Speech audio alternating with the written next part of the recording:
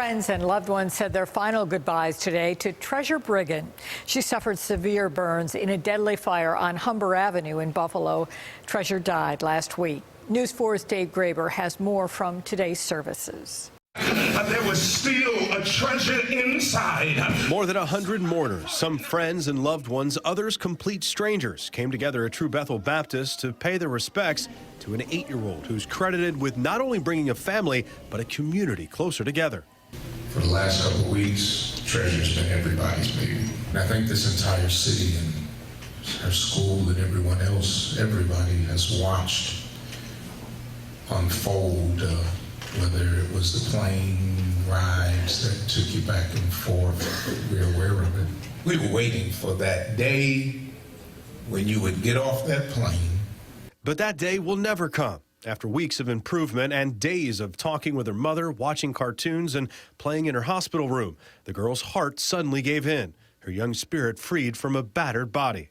It was that spirit that drew Dwayne Steinell from Cheektowaga to the church on Monday. He says he doesn't know the family, but he's learned from their story. There's a lesson to be learned here that for all of us to take with us and take us to all of our friends and families to be there for your children, because you never know when things can end. That reality kept Treasure's mother, Tempest, by her daughter's side as she fought to stay alive. I won't get to see your first kiss and your first day of school and your first graduation.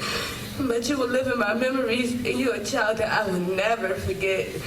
And neither should the community, says peacemaker Murray Holman. He says Buffalo should remember the youngest victim of one of the city's worst fires in history.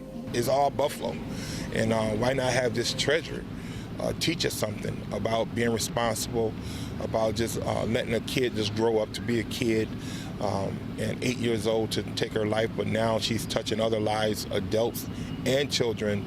I think we got to honor and bless her in that way. Now, when he addressed the mourners at the church today, Murray also said that he hopes the community rallies around the idea of naming a wing of the Children's Hospital after Treasure. He said it should be called Treasure's Island, and it should be a unit dedicated to treating burned children. Reporting live in the studio, Dave Graber, News 4 at 5.